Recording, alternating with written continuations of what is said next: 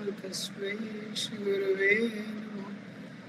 नमो विष्णुपादाय कृष्णपृष्ठाय भूतले श्रीमते भक्तिवेदान्त स्वामीति नामिने। नमस्ते सरस्वते देवी गौरवाणी प्रचारिणे निर्विशेषा शून्यवादी पाश्चात्यदेशतारिणे। जय श्री कृष्ण चैतन्य प्रभु नित्यानंद श्री अद्वैत गदाधर शिवासादि गौर भक्तवृंद। हरे कृष्णा कृष्णा कृष्णा हरे हरे, हरे राम राम राम हरे हरे। हरे कृष्ण। तो आज गीता का दूसरा अध्याय हम स्टार्ट करेंगे। तो पहले अध्याय में हमने देखा अर्जुन किस प्रकार से 5 कारण देते हैं जिसके कारण वो युद्ध नहीं करना चाहते। तो उसमें से 4 कारण पहले अध्याय में है, जो 5वां कारण है वो दूसरे अध्याय में आएगा। तो अर्जुन पहले अपने संशय के बारे में भगवान को बताते हैं क्यों वो युद्ध नहीं करना चाहते हैं।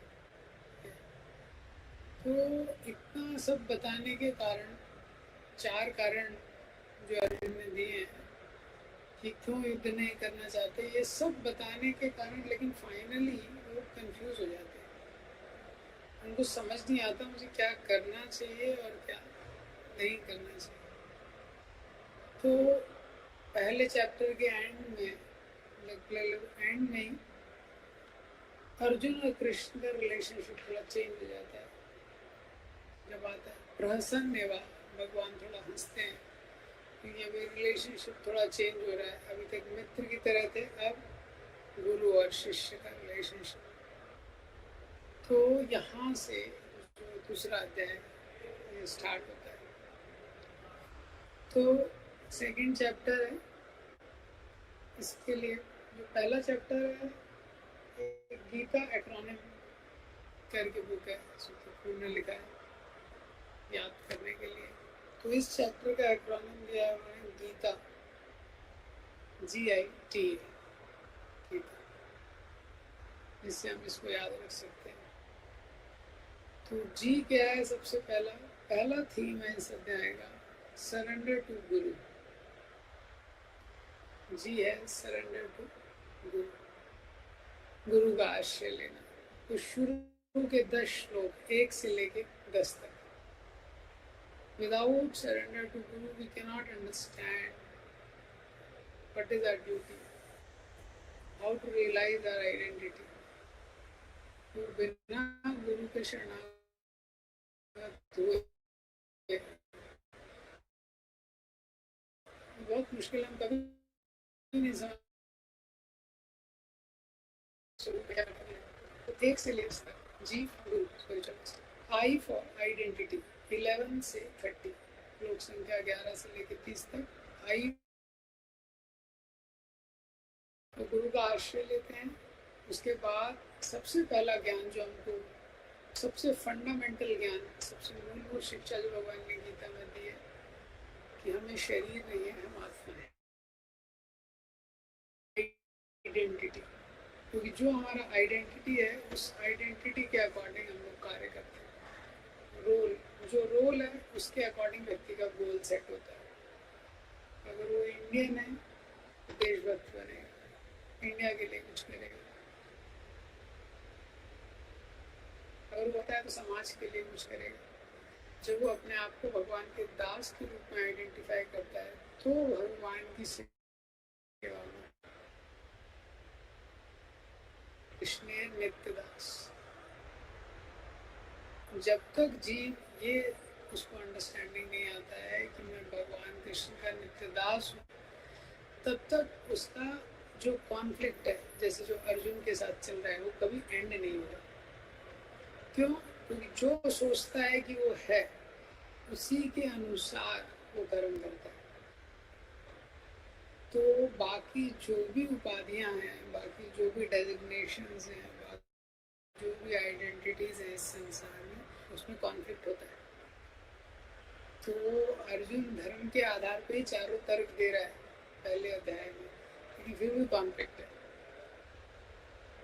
तो इसके बाद for guru, I for identity, T for types of dharma, 2 types of. तो जब जीव को ये पता चलता है कि मैं शरीर नहीं हूँ और मैं आत्मा हूँ, मैं शरीर नहीं हूँ, मैं क्या हूँ, मैं आत्मा हूँ, तब 2 तरह के धर्म का उसको पालन करना पड़ता है। तो वो दिया है 30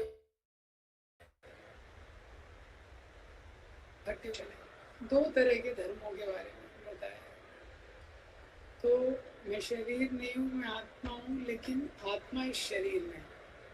एक हो गया शरीर का धर्म, आत्मा का धर्म। ये 2 तरह के धर्म हो गए, शरीर का धर्म और आत्मा का धर्म। So I am soul, but the soul is there engaged in a body. शरीर के लिए धर्म और आत्मा के लिए।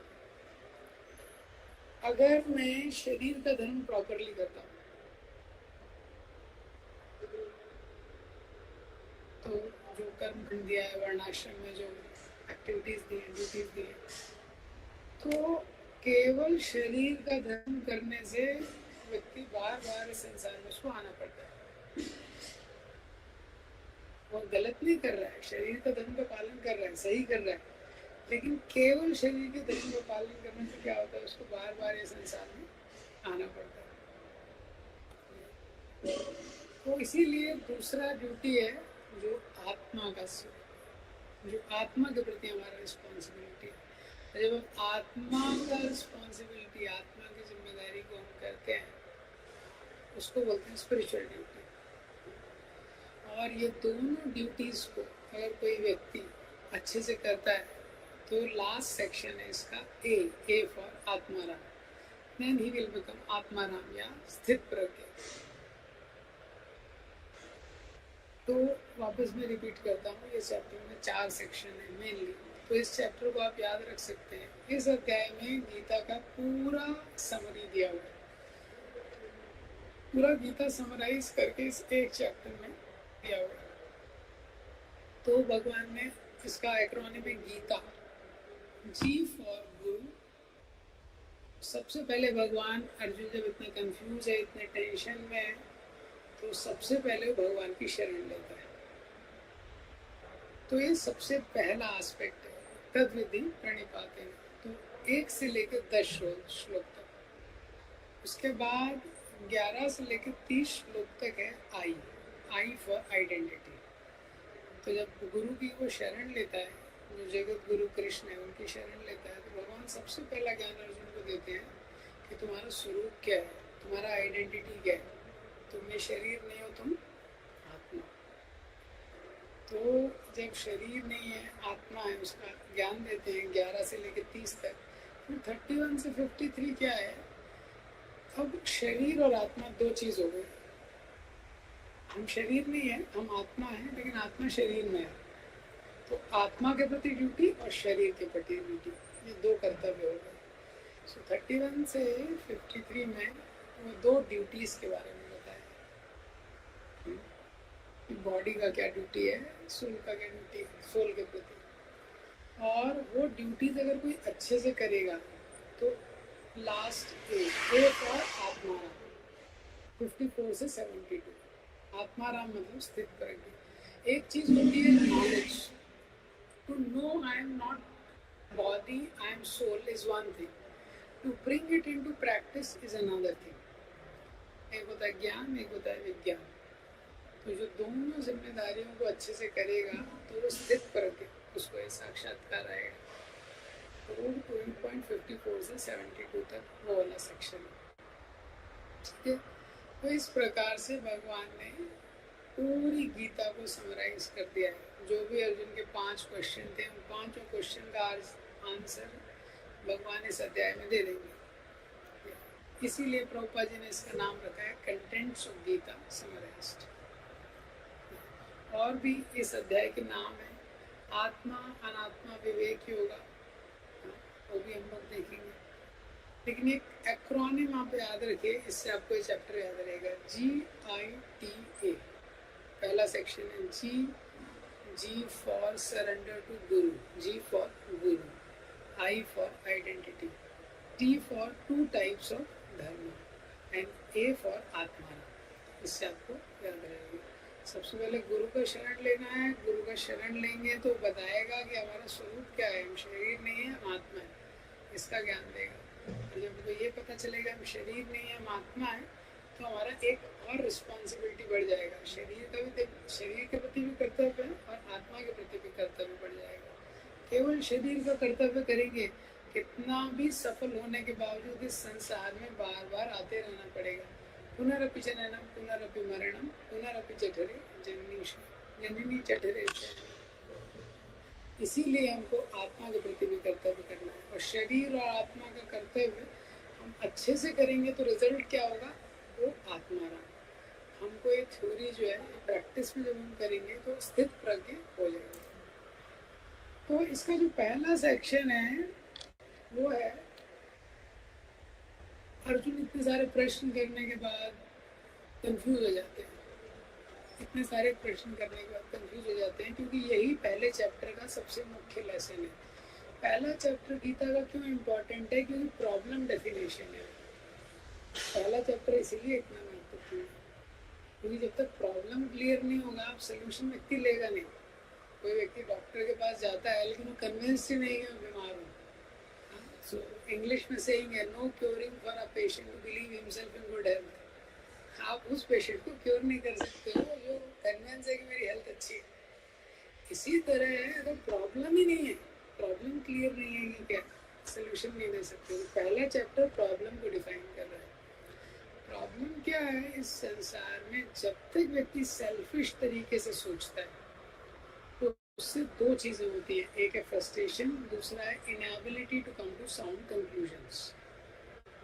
इस संसार में जब भी हम अपने को केंद्र में रख के जीवन को व्यतीत करते हैं और हर चीज के बारे में चिंतन करते हैं तो उसका दो चीजें होती हैं, उसका दो निष्कर्ष होता है। वो क्या है, पहला फ्रस्ट्रेशन, जैसे अर्जुन फ्रस्ट्रेट हो गए, और दूसरा inability to come to sound conclusions. वो व्यक्ति कभी भी एक निष्कर्ष पे नहीं आ सकता कि मुझे क्या वास्तव में जीवन में करना चाहिए। वो इस निष्कर्ष पे नहीं आ पाता है अपने जीवन में। तो इसके बाद दूसरा चैप्टर स्टार्ट होता है, लेकिन हम सब इसी स्थिति में हैं संसार में। तो अगर हमारी ये स्थिति है तो हमारा कर्तव्य है कि एक एबल गुरु का हमको आश्रय लेना चाहिए। मैंने बताया था last time, friends and guides are two very important people in life. Friends and guides, friends make life beautiful and guides make it meaningful. हमारे जो मित्र हैं और गाइड जो लाइफ को हमारे गाइड करते हैं, या जो गुरुजन है, ये दो बहुत महत्वपूर्ण है हमारे जीवन में, क्योंकि इनको हम चुनते हैं। तो अगर हम अच्छे मित्रों को चुनते हैं तो लाइफ में स्वीटनेस लेके आ जाते हैं, मधुरता आ जाती है।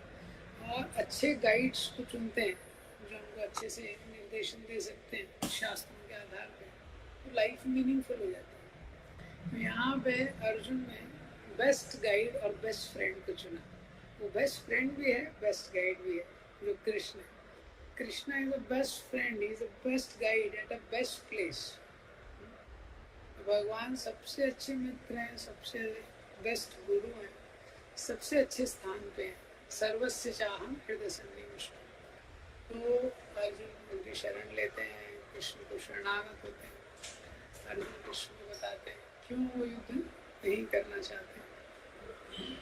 तो जब वो कृष्ण को इस तरह से बताते हैं और अर्जुन को पूरी तरह शरणागत हो जाते हैं, तो 1 से लेकर 10, 2.1 से 2.10 है ये जो सेक्शन है, इसमें 2.7 जो श्लोक आएगा, अभी मैं आपको आज ओवरव्यू बता रहा हूँ इस चैप्टर का।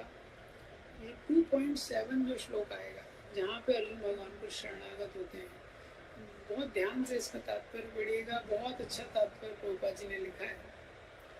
तो इस सेक्शन का मुख्य लेसन क्या है जब किसी व्यक्ति को समझ में आ जाता है कि संसार में कोई आश्रय नहीं है, भौतिक संसार में, इस भौतिक संसार में कोई आश्रय नहीं है जो हमको सुरक्षा प्रदान कर सकता है, including our mind and intelligence.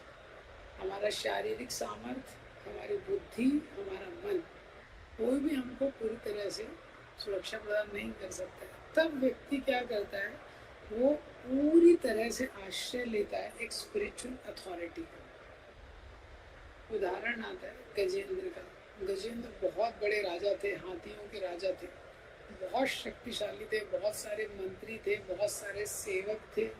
Just यूं ही एक दिन घूमते हुए जा रहे थे, ऐसे ही पिकनिक मनाने, और विपदा पदम पदम यद विपदाम न तेषां। भौतिक संसार ऐसा है कि क्षण क्षण पे विपत्ति है। इस संसार कोई व्यक्ति बता नहीं सकता कब विपत्ति आएगी। और मगरमच्छ ने उनके पाँव को पकड़ लिया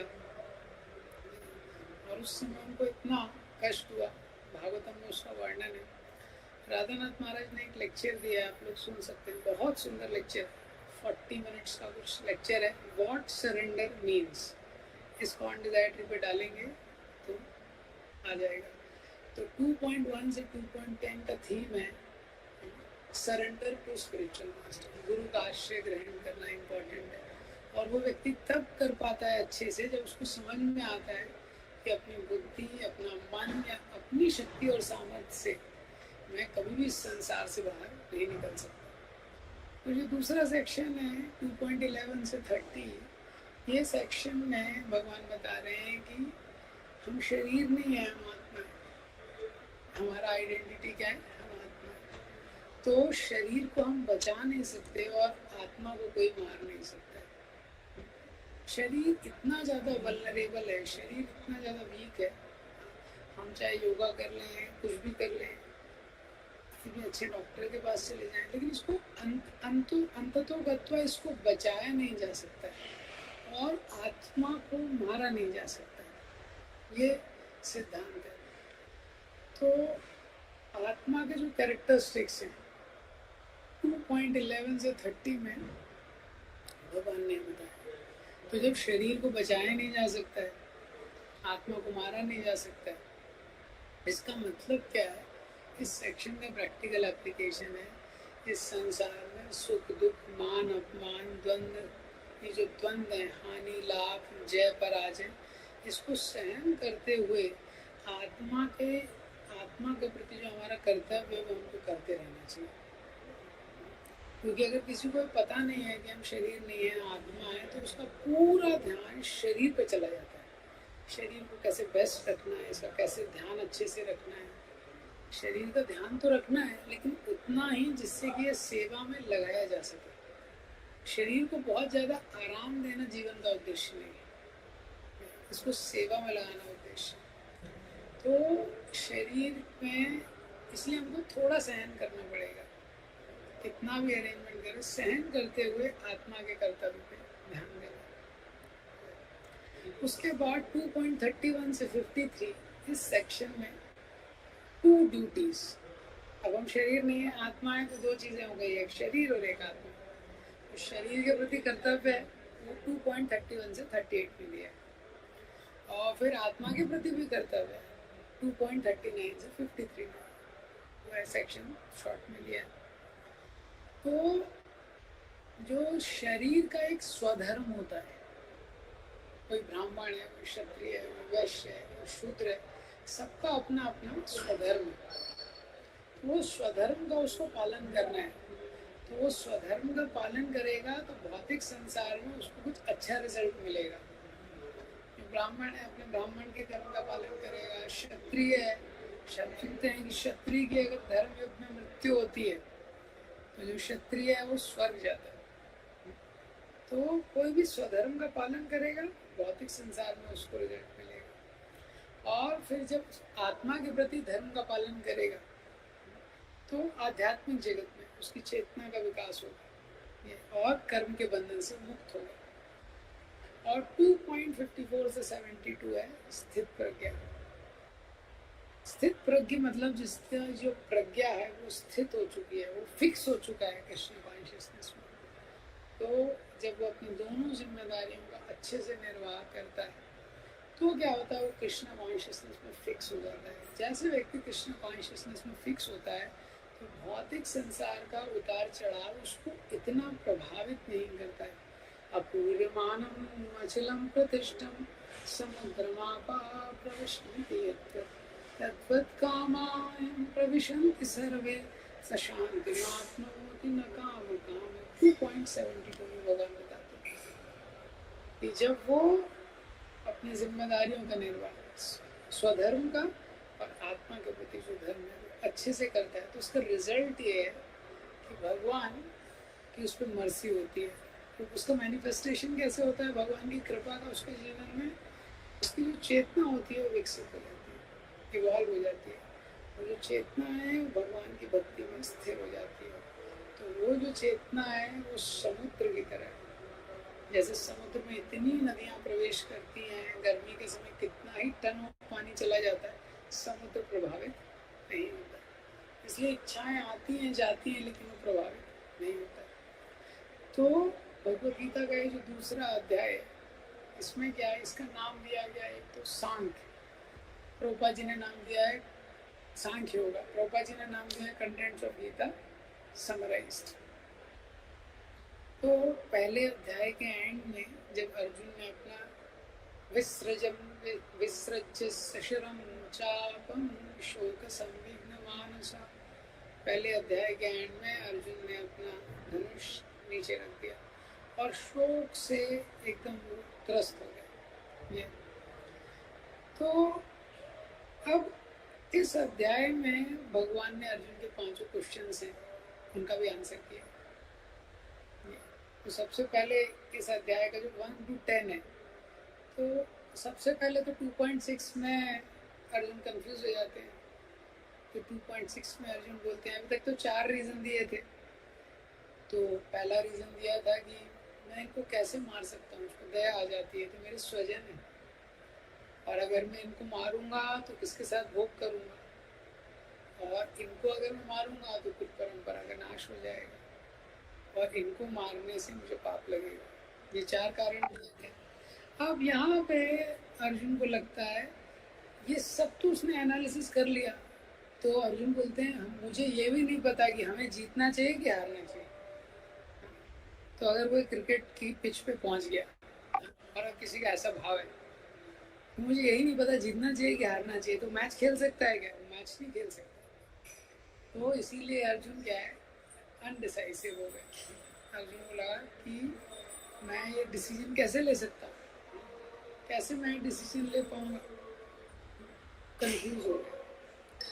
तो अब अर्जुन को भगवान ने टीचर का रोल ले लिया, उसको स्टार्ट किया गाइड करना। तो 11 से 30 में भगवान उसको गाइड करते हैं। तो उनका पहला आर्गुमेंट था अर्जुन का, मैं कैसे इन रिलेटिव्स को मारूंगा, उनके प्रति उनका दया का भाव था। दूसरा आर्गुमेंट था एंजॉयमेंट का। तो पहला आर्गुमेंट था इनको कैसे मारूंगा, कंपैशन, दया का भाव था। तो आप 2.1 का तात्पर्य पढ़ेंगे, प्रभुपाद जी ने कंपैशन को ही उड़ा दिया कि compassion for the body is meaningless. Misplaced compassion का कॉन्सेप्ट प्रभुपाद जी वहाँ रखते हैं कि दया जो है इसको हमको सही जगह लगाना है। अगर व्यक्ति में भावनाएं हैं लेकिन वो भावनाएं एजुकेटेड नहीं है तो उसका गलत रिजल्ट आता है। उसको प्रभुपाद जी एक्सप्लेन करते हैं। ये फिर जो दूसरा आर्गुमेंट था उनका एंजॉयमेंट का, अर्जुन को लगा कि मैं कैसे एंजॉय करूँगा। तो 2.31 से 38 में भगवान ने बताया, अरे तुम क्षत्रिय हो, क्षत्रिय का ड्यूटी करोगे, स्वधर्म है क्षत्रिय का युद्ध करना, युद्ध करोगे तो एंजॉयमेंट मिलेगा तुमको। क्योंकि जो युद्ध करते हैं क्षत्रिय, वो स्वर्ग का द्वार उनके लिए खुल जाता है, तो तुमको एंजॉयमेंट मिलेगा अगर युद्ध करोगे। तो युद्ध नहीं करोगे तो एंजॉयमेंट नहीं मिलेगा। फिर जो अर्जुन बोलते हैं कि मेरे को पाप लगेगा, अगर तो मैं अपने रिलेटिव्स को मारूंगा तो पाप लगेगा। तो 2.39 से 53 में भगवान ने निष्काम कर्मयोग बताया। भगवान बोलते हैं अगर तुम निष्काम रूप से कोई कर्म करोगे तो उसको कोई रिएक्शन ही नहीं बनेगा, तो कर्म का सिद्धांत तो बड़ा गहन है। जो कर्म फल की इच्छा से करता है तो पुण्य कर्म का अच्छा फल बनता है, पाप कर्म का पाप फल बनता है। लेकिन जो भगवान को अर्पित किया जाता है, जो अकर्म होता है, उसका तो रिएक्शन बनता ही नहीं है, भगवान ने बोला। तो फिर तो तुम्हें कोई रिएक्शन नहीं बनेगा, तो पाप वाला का तुम्हारे को टेंशन नहीं है ये। तो यहाँ पे अर्जुन के जो 3 आर्गुमेंट हैं, compassion, enjoyment, fear of sinful reaction, ये भगवान ने आंसर कर दिया। अब इसके बाद जो उनका और एक आर्गुमेंट है कुल परंपरा का, और जो 5वां आर्गुमेंट है इनडिसीजन का, वो भगवान आगे आंसर करेंगे। अब जो इनडिसीजन का आर्गुमेंट है वो तो एंड में आंसर होगा, जब अर्जुन बोलेंगे कि नष्टो मोहा स्मृतिर्लब्धा करिष्ये वचनम तव, कि भगवान मेरा मोह नष्ट हो गया है और अब आप जो बोलेंगे वही मैं करने वाला हूँ, जो आप बोलेंगे वही मैं करूँगा। तो इस प्रकार से इस अध्याय में भगवान ने शॉर्ट में क्रैश कोर्स के रूप में सब कुछ अर्जुन को बता दिया। तो इसके जो पहला सेक्शन है देखते हैं 2.1 से लेके 5 तक रिसाइट करेंगे। संजय वाच तं तथा कृपयाविष्टम् अश्रुपूर्णकुलेक्षणं विषीदन्तमिदं वाक्यं वाचा मधुसूदनः। श्रीभगवानुवाच कुतस्त्वाकश्मलमिदं विस्मयसमुपस्थितम् अनार्जुष्टं आश्चर्यम् आकीर्तिकरमर्जुन। क्लैव्यं मास्तमापाता नैतत्तमुपपद्यते क्षुद्रं हृदयदार्बल्यं तत्त्वोत्तिष्ठ परन्तप। अर्जुन उवाच कथं भीष्माहं साङ्ख्ये द्रोणं च मधुसूदन ईशुभिः प्रतियोत्स्यामि पूजारं हरिसूदन।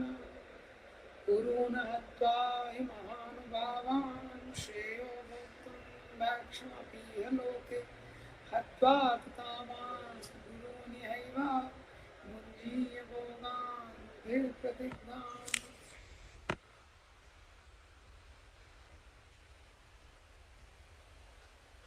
तो यहाँ पे संजय बोलना शुरू करते हैं। संजय क्यों बोलना शुरू करते हैं?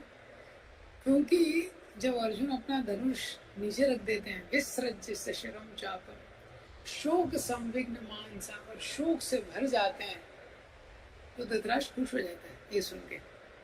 धृतराष्ट्र को लगता है अच्छा है तो युद्ध के पहले हम लोग जीत गए। तो धृतराष्ट्र को थोड़ा और क्लैरिटी देने के लिए संजय खुद ही बोलना शुरू कर देते हैं। तो संजय बोलते हैं तम तथा कृपया विष्टम, इस प्रकार से कृपया विष्टम, इस प्रकार से जब पिछले अध्याय में अर्जुन जो है वो बैठ गए इस तरह से कंपैशन में।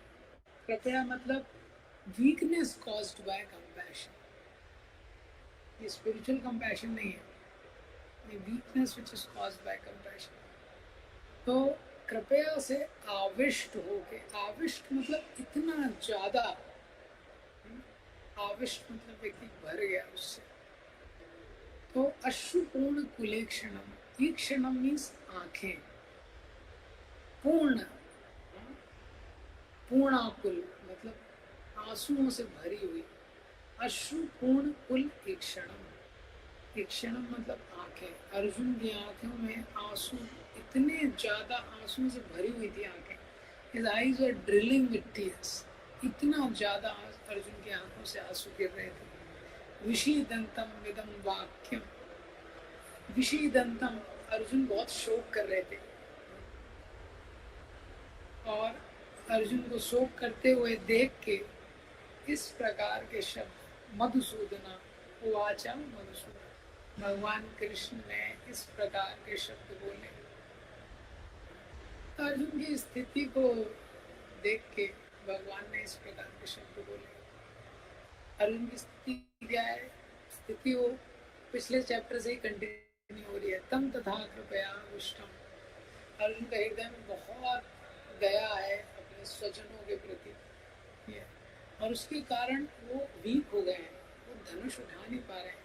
ये कितना भी शक्तिशाली व्यक्ति हो, लेकिन जहाँ आसक्ति होती है वो कमजोर हो जाता है। कितना भी बड़ा सर्जन हो, अगर अपने बेटे का ऑपरेशन करना है तो शायद उसके हाथ कांपने लगे। जहाँ आसक्ति होती है वहाँ पे हम वीक हो जाते हैं। तो तम तथा अर्जुन आसक्ति से इतना भर गए, अर्जुन का इतना आसक्ति हो गया, आंखों से आंसू गिरने लगे। क्षत्रिय के लिए रोना बहुत असाधारण है, साधारण नहीं है।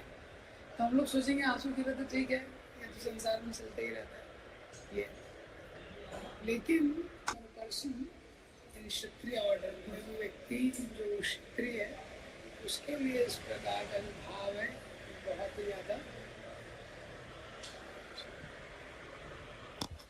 बहुत मुश्किल है कि क्षत्रिय में ऐसा भाव है। वो क्षत्रिय रोते नहीं है, वो इमोशनली बहुत स्ट्रांग रहते हैं।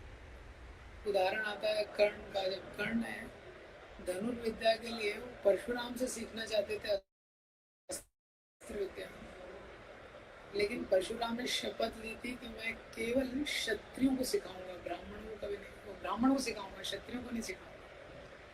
तो कर्ण तो क्षत्रिय थे, तो कर्ण वहाँ पे जाते हैं तो परशुराम ध्यान मुद्रा में बैठे होते हैं। तो ध्यान मुद्रा में बैठे होते हैं, कर्ण पास में जाके बैठ जाते हैं। तो एक जो बिच्छू होता है वो धीरे धीरे धीरे परशुराम की ओर जा रहा होता है। तो अब कर्ण सोचते हैं क्या करें, सोचते हैं अगर इसको मारूंगा तो आवाज़ होगी, परशुराम जी का ध्यान भंग हो जाएगा, और अगर इसको जाने दूंगा तो परशुराम जी को अभी डस लेगा ये, तो भी ठीक नहीं है। तो बिच्छू के ऊपर ऐसे हाथ रख देते हैं, बस ऐसे हाथ रख देते हैं बिच्छू के ऊपर। तो क्या होता है, बिच्छू उनको काट लेता है। तो बिच्छू इतने डंक मारता है कर्ण को, कर्ण के मुंह से चीं की भी आवाज नहीं होती है। कर्ण का जब रक्त गिरने लगता है, वो रक्त की धारा धीरे धीरे जाके परशुराम जी को टच करती है। जब वो धारा टच करती है वो उड़ जाते हैं समाधि से। तो देखते हैं कि तो ये क्षत्रियों का स्वभाव, बहुत कष्ट वो सहन कर लेते हैं। जैसे कोई ब्राह्मण है वो शारीरिक तकलीफ सहन नहीं कर सकता है ज़्यादा, लेकिन क्षत्रियों में बहुत कष्ट सहन करने का शक्ति होता है। ऐसे अर्जुन की आंखों से बहुत आंसू गिर रहे हैं। इसका मतलब क्या है, शरीर की तकलीफ से ज़्यादा मन की तकलीफ होती है। जो व्यक्ति शरीर की तकलीफ भी सहन कर सकता है, लेकिन जब माइंड के ऊपर इमोशनली कुछ इशू आता है वो सहन नहीं कर सकता। ये शरीर के डिसीज से ज़्यादा, मेडिकल साइंस भी आपको बताएगा, माइंड के डिसीज ज़्यादा प्रॉब्लम क्रिएट करते हैं। जो मेंटल डिसीज होते हैं ज़्यादा सीरियस होते हैं। तो ऐसी स्थिति में लेमेंटेशन, विषीदंतम, अर्जुन बहुत शोक में है। तो भगवान ने इस प्रकार के शब्द अर्जुन से कहे। तो प्रभुपाद जी के तात्पर्य का पहला लाइन, भौतिक पदार्थों के प्रति करुणा, शोक तथा अश्रु, ये सब असली आत्मा को ना जानने के लक्षण है। What is the English? Material, very famous line. I think this is the one. यही फेमस है, प्रभुपाद जी बहुत फेमस 2-3 लाइन है इस तात्पर्य में। Compassion for the dress of drowning man is senseless. इसी उसमें आता है ना, इसी तात्पर्य में आता है। ये मेरे पास अभी हिंदी वाला है, हिंदी वाला तात्पर्य पढ़ रहा हूँ। तो पहली लाइन में प्रभुपाद जी लिखते हैं कि ये ignorance of the real self है, किसी व्यक्ति को पता नहीं है ये कि क्या आत्मा। तो इमोशंस इम्पॉर्टेंट है, लेकिन इमोशंस एजुकेटेड होने चाहिए। इसलिए material compassion, lamentation and tears are all signs of ignorance for the real self. Prabhupada ji बोलते हैं इस संसार में हम देखते हैं कि व्यक्ति की भावनाएं होती हैं। इसलिए 2 तरह के प्रॉब्लम है स्पिरिचुअल लाइफ में, उसमें से एक ये है जिसको बोलते हैं सहजियज्म। जब हम धर्म को बहुत सहज में ले लेते हैं, बहुत सारे लोग इंडिया में वो मंदिर में जाएंगे, उनकी आंखों से आंसू आने लगेंगे सडनली, और सुदामा का चरित्र बहुत सारे भागवत कथाकार करते हैं तो आंसुओं की अश्रुपूर्ण कलेक्शन हो जाता है, इतने आंसू गिरने लगते हैं। फिर वो कुछ होता है, मूवी देखते हैं और देखते हैं कि शाहरुख खान और वो काजोल सेपरेट हो रही है, तो फिर अश्रुपूर्ण कलेक्शन वापस चालू हो जाता है। फिर देखते हैं कि वर्ल्ड कप के फाइनल में इंडिया पाकिस्तान का, इंडिया हार गई, फिर अश्रुपूर्ण कलेक्शन। तो इन भावनाओं में वो एक्चुअली गंभीरता नहीं है, ये इमोशंस एजुकेटेड नहीं।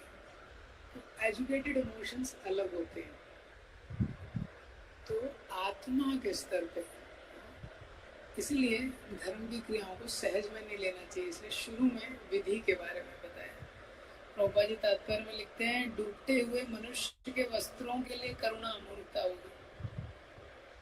तो क्या है, केवल शरीर पे जो कंपैशन है, कि संसार में आप देखेंगे ज्यादातर लोग केवल शरीर के ऊपर करुणा करते हैं, वही करना चाहते हैं।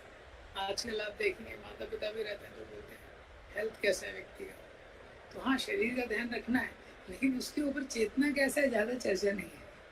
हाँ, छोटे से बच्चे को मोबाइल फोन दे दो, चेतना चेतना जो हो रहा है कोई दिक्कत नहीं, शरीर अच्छा रहना चाहिए, इसका हेल्थ अच्छा रहना चाहिए। वो हेल्थ से इंद्र तृप्ति करेगा और इंद्र तृप्ति करके पाप कर्म और इकट्ठा कर लेगा।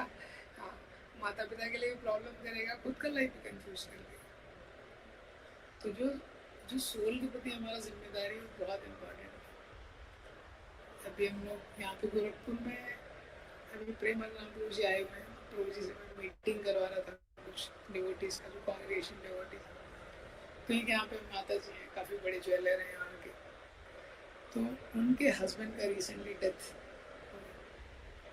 तो डेथ होने के बाद सीरियस हो गए। उनके हस्बैंड का डेथ हो गया, माता जी का एज 65। उनकी जो डॉटर है वो भी पुणे में थी माता जी, और वो माता जी भी पुणे में, उनको पता चला था कृष्ण भावनामृत के बारे में, लेकिन तब गंभीर नहीं हुई थी। अब उन्होंने भी 16 माला स्टार्ट कर दिया। तो प्रभु जी पूछ रहे थे उनकी मदर से कि आप कितना माला करती हैं, तो वो अभी 32 माला करती हैं। उनकी मदर 65 एज है, मैं बहुत गंभीरता उनमें आ गई है, पति का मृत्यु हो गया है, उनको लग रहा है कितना समय मेरे पास है, बहुत कम समय है, उनका ऐसा फीलिंग है बहुत कम समय। 32 माला करती हैं, 16 अपने लिए, 16 अपने पति के लिए जो जिनका देहांत हो गया। तो प्रभु जी ने उनको बोला, प्रेमानंद प्रभु जी ने, this is the best service you can do for him, best service, ये सबसे उत्तम सेवा है जो आप उनके लिए कर सकते हैं। तो जो सोल का जो ड्यूटी है सोल के प्रति, वो बहुत इम्पोर्टेंट है। तो ये तात्पर्य आप पढ़िएगा, बहुत सुंदर तात्पर्य है, और विशेषकर हर अध्याय का, गीता के हर चैप्टर में जो पहला परपोर्ट है उसमें प्रभुपाद जी चैप्टर के बारे में बताते हैं, इस अध्याय में क्या क्या दिया गया है वो बताते हैं। और इस हर अध्याय का जो लास्ट है, जो लास्ट श्लोक का तात्पर्य है, उस तात्पर्य में प्रभुपाद जी बताते हैं, समराइज करते हैं पूरे चैप्टर को। ये प्रभुपाद जी का स्टाइल है पूरे उसमें। तो इसके आगे से हम लोग कल पढ़ेंगे, और अगर किसी को पहले चैप्टर में कोई क्वेश्चन है तो आप लोग लिख सकते हैं, तो मैं इंडिविजुअली रिप्लाई कर दूँगा। कुछ लोगों ने मुझे क्वेश्चन भेजे थे, तो मैंने उनको रिप्लाई किया है उस तरीके से, क्योंकि शॉर्ट टाइम है तो इसमें क्वेश्चन नहीं ले पाएंगे, लेकिन आप लोग मुझे व्हाट्सएप पे भेज सकते हैं, तो उसको मैं रिप्लाई करूँगा। बाकी पहला जो अध्याय हुआ था वो प्रॉब्लम डेफिनेशन था। इस अध्याय से गीता का फ्लो शुरू होता है, और बहुत ही सुंदर प्रभुपाद जी के परपोर्ट्स हैं। इस अध्याय से हम लोग पढ़ेंगे और देखेंगे कैसे कैसे प्रभुपाद जी ने गीता का एक अलग दृष्टिकोण से एक्सप्लेन करके, प्रभुपाद जी का गीता का जो गिफ्ट प्रभुपाद जी ने वर्ल्ड को दिया है, एक बहुत विशेष प्रस्तुति है प्रभुपाद जी के भगवद गीता की, Bhagavad Gita as it is. Hare Krishna. ग्रंथराज भगवद गीता की जय, श्री प्रभुपाद की जय।